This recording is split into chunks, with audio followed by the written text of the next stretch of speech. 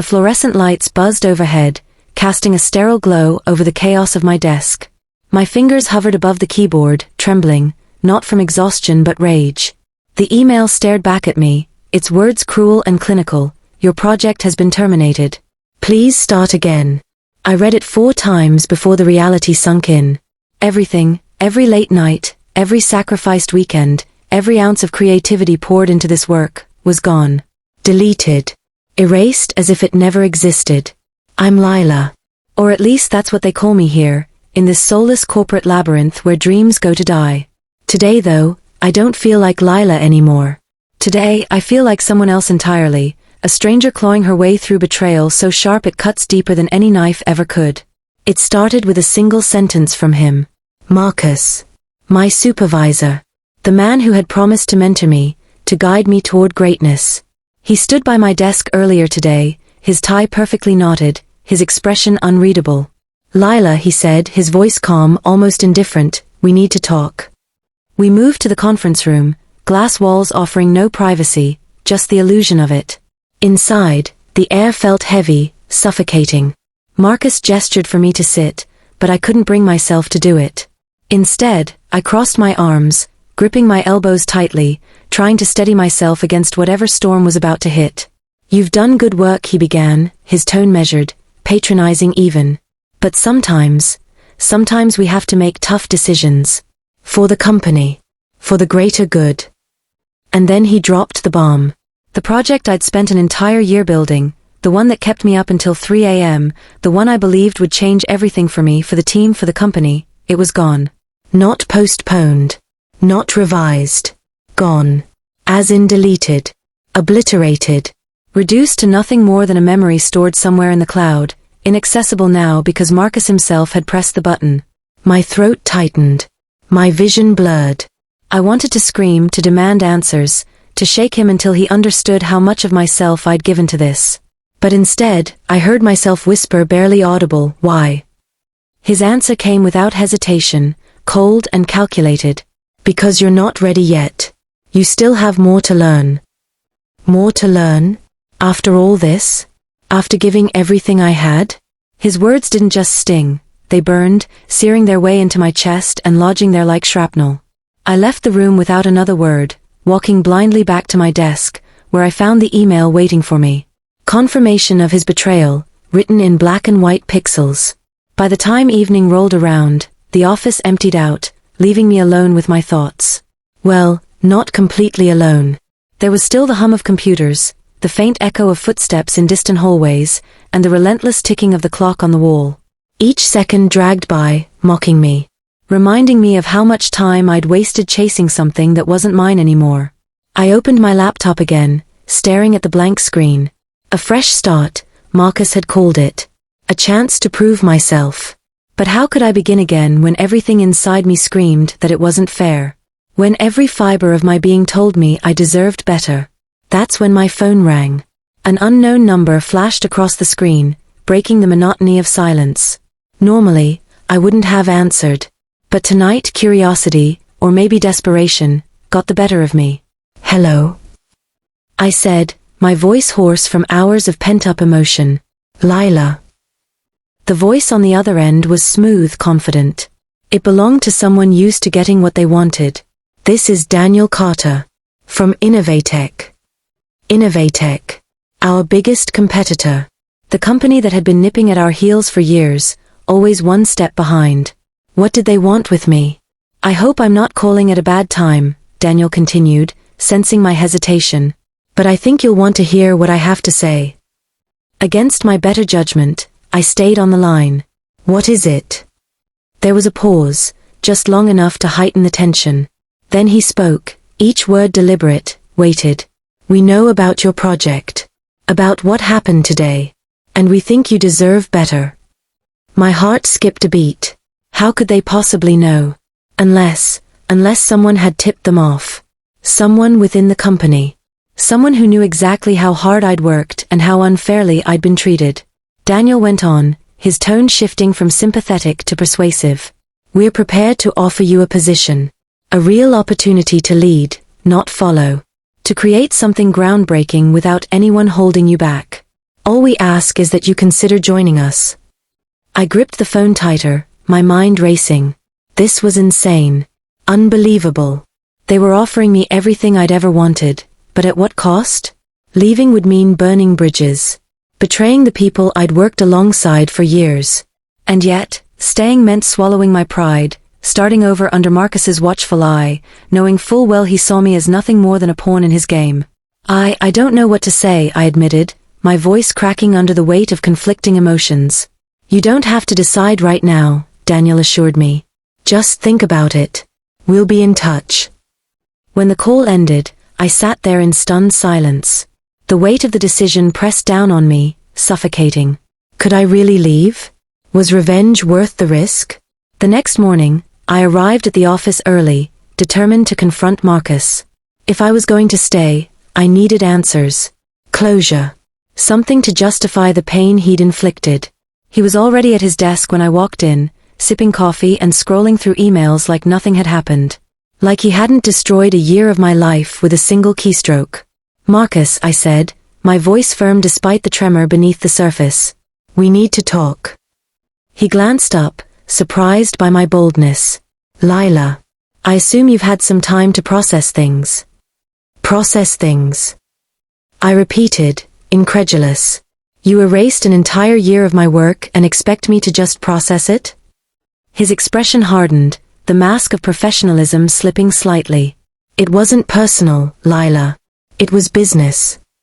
Business. I shot back, my anger bubbling over. Do you even understand what you've taken from me? Do you have any idea how much of myself I put into that project? For a moment, he looked almost guilty. Almost. Then he leaned back in his chair, folding his hands together. Listen, Lila. I get it. You're upset. But trust me, this is for the best. You'll see that in time. No, I said, shaking my head. No, I won't. Because you don't care about me or my growth. You only care about control. About making sure no one threatens your position. His jaw tightened, and for the first time, I saw a flicker of uncertainty in his eyes. Good. Let him feel uncomfortable. Let him squirm under the weight of his own hypocrisy. Before he could respond, I turned and walked away, leaving him sitting there, silent and unmoving.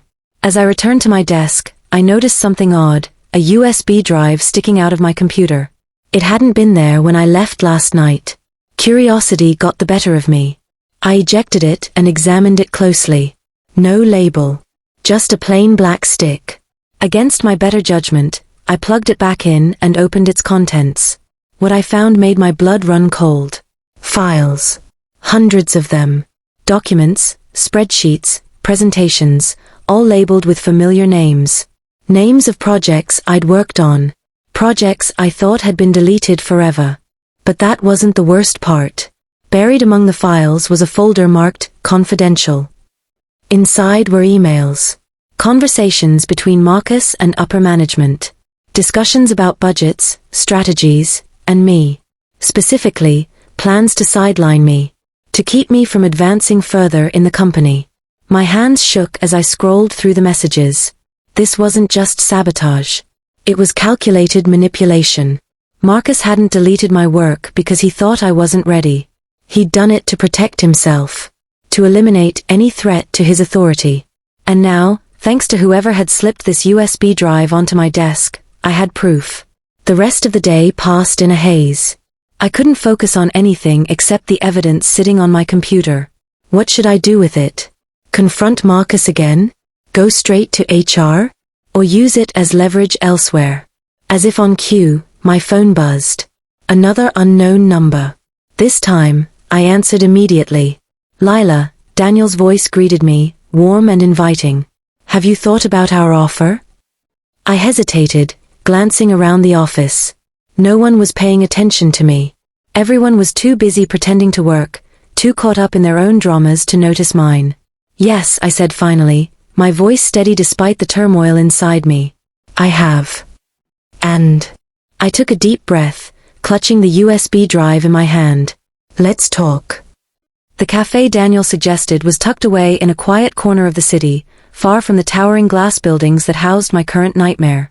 It was cozy, intimate even, with soft jazz playing in the background and the aroma of freshly brewed coffee filling the air. I arrived early, choosing a seat by the window where I could watch the world go by while I waited. When Daniel walked in, he spotted me immediately. He was taller than I'd imagined, his tailored suit accentuating his broad shoulders. His smile was disarming, the kind that made you feel like you were the only person in the room. But there was something else about him, something sharp, calculating, that reminded me not to let my guard down completely. "Lila," he said, extending a hand as he approached. "Thank you for meeting me." I shook his hand, noting the firmness of his grip. "You said you wanted to talk. So here I am." He chuckled lightly, sliding into the seat across from me. "Straight to the point. I like that." A waitress appeared, and Daniel ordered an espresso before turning his attention back to me. "Let's cut to the chase, shall we? You've been treated unfairly. We both know it. And frankly, we think it's time someone gave you the opportunity you deserve." "We?" I asked, raising an eyebrow. "You mean Innovatech?" He nodded, leaning forward slightly. "Yes. We've been watching your work for a while now. Your ideas, your drive, they're impressive. And what happened with Marcus? That's just confirmation that you're too talented to be wasted in a place that doesn't value you." I studied him carefully, searching for any sign of insincerity. "Why are you really interested in me? Is this about revenge against Marcus? Against the company?" Daniel's lips curved into a sly smile. "Let's just say we see potential in disrupting the status quo. If hiring you helps us do that, then yes, it's a win-win situation." His honesty caught me off guard. There was no sugarcoating, no pretense of altruism. He wasn't trying to save me, he was offering me a chance to save myself, and maybe take a piece of Marcus down in the process. "What exactly are you proposing?" I asked, keeping my tone neutral. "A leadership role," he replied without hesitation. "You'll head up a new division focused on innovation. Full autonomy. A team of your choosing. And a budget that will make your head spin." It sounded too good to be true. Maybe it was. But the part of me that had been crushed under Marcus's heel, the part that craved validation, recognition, justice, was tempted. So very tempted. "And if I say no?" I countered, testing him. His expression didn't falter. "Then you walk away. No hard feelings. Though I suspect staying where you are might be harder than you think." He let the words hang in the air, heavy with implication. Did he know about the USB drive? Had he seen its contents? Or was he simply banking on my frustration to push me over the edge? The waitress returned with his espresso, breaking the tension momentarily. Daniel thanked her with a polite nod before turning back to me. "Look, Lila. I'm not going to pressure you. But I will tell you this, life is short. Careers are shorter. Don't waste yours proving yourself to people who don't believe in you." His words struck a chord deep within me. They echoed the doubts and fears I'd buried beneath years of ambition and perseverance. Was he right? Should I leave everything behind, the stability, the familiarity, for the unknown? By the time I left the cafe, my mind was reeling. The offer was intoxicating, but so was the risk. Joining Innovatech would mean crossing a line I'd never thought I'd cross. It would mean becoming the enemy in the eyes of everyone I'd worked alongside for years. And yet, the idea of staying, of starting over under Marcus's thumb, felt unbearable. As I stepped onto the sidewalk, my phone buzzed again. This time, it was a text from an unknown number. "If you want to play dirty, I can help." My stomach churned. Who was this? Someone at Innovatech? Someone closer to home? Whoever it was, they knew more than they should. And they clearly had their own agenda. Against my better judgment, I replied, "Who is this?" The response came almost instantly, "Someone who knows how the game is played. Meet me tomorrow. Same place. 8 p.m. The next evening, I returned to the cafe, nerves prickling beneath my skin. The mysterious messenger was already there, seated at the same table Daniel and I had occupied the day before. As I approached, I realized it wasn't a stranger at all. It was Rachel. Rachel from accounting. Quiet, unassuming Rachel who always kept to herself and rarely spoke during meetings. She looked different tonight, her hair pulled back into a sleek ponytail, her glasses replaced with contacts. Gone was the timid demeanor she usually wore like armor. In its place was a confidence that bordered on dangerous. "You," I said, sliding into the seat across from her. "What's going on, Rachel?" She smirked, leaning back in her chair. "Surprised? Don't be. I've been waiting for this moment for a long time." "For what moment?" I demanded, my voice low but urgent. "And why are you contacting me?" Rachel's smirk widened. "Because you're not the only one Marcus has screwed over. And because I have information you need if you're going to take him down." Take him down. The phrase sent a shiver down my spine. Was that what this was about? Revenge? Justice? Or something darker? What kind of information? I asked cautiously. Rachel reached into her bag and pulled out a folder, sliding it across the table toward me. "Everything you need to know about Marcus's little schemes. His deals with upper management. His plans to sabotage anyone who threatens his position, including you." I opened the folder, scanning the documents inside. Emails, financial records, internal memos, all incriminating evidence of Marcus's manipulations. My pulse quickened. With this, I could expose him. Destroy him. But at what cost? "And why are you giving this to me?" I asked, meeting her gaze. "What's in it for you?" Her expression hardened, the playful smirk replaced by something colder. "Marcus ruined my career. Took credit for my ideas, pushed me out of projects I started. I've been biding my time, waiting for the perfect moment to strike. Now, with you and Innovatech, that moment is here." I closed the folder, my mind racing. This was bigger than I'd anticipated. Bigger than me. If I accepted Rachel's help, if I used her evidence, I'd be stepping into a war I wasn't sure I was ready to fight. But one thing was certain, I couldn't go back to the way things were. Not after everything that had happened. "So what's the plan?" I asked finally, my voice steady despite the storm brewing inside me. Rachel leaned forward, her eyes gleaming with determination. "We burn it all down. Starting with Marcus." The plan unfolded like a carefully orchestrated symphony, each note played with precision and purpose. Rachel and I spent the next week gathering every scrap of evidence we could find. Emails, financial records, even whispered conversations caught on Marcus's office voicemail. It was risky, dangerous work, but neither of us flinched. We were fueled by something stronger than fear, justice. By the end of the week, we had everything we needed to expose Marcus, not just to HR or upper management, but to the entire company.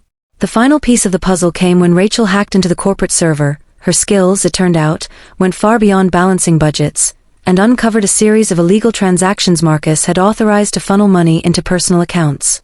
This wasn't just unethical, it was criminal. But instead of going straight to HR, I decided to handle things my way. With Daniel's blessing, and Innovatech's resources, I prepared a presentation for the quarterly board meeting. Marcus would be there, along with the CEO and other top executives. It was the perfect stage to unveil the truth. The day of the meeting arrived, and I walked into the conference room feeling like a different person. Gone was the timid employee who had sat silently while Marcus dismantled her life. In her place stood someone fierce, unyielding. Someone ready to fight back. As I set up my laptop and connected it to the projector, Marcus entered the room, his usual air of superiority intact. He gave me a curt nod, clearly expecting me to fade into the background as I always did. Little did he know, today would be anything but ordinary. When the meeting began, the CEO called on me to present my new ideas.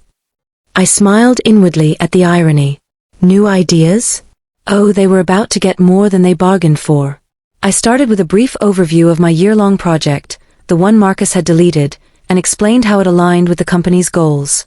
Then, without missing a beat, I transitioned to the real reason I was there. However, I said, clicking to the next slide, there are some challenges that need addressing before we can move forward. Specifically, issues related to leadership integrity. The room fell silent as I displayed the first piece of evidence, an email chain showing Marcus taking credit for another employee's idea. Gasps rippled through the audience, followed by murmurs of disbelief. Marcus shifted uncomfortably in his seat, his face pale.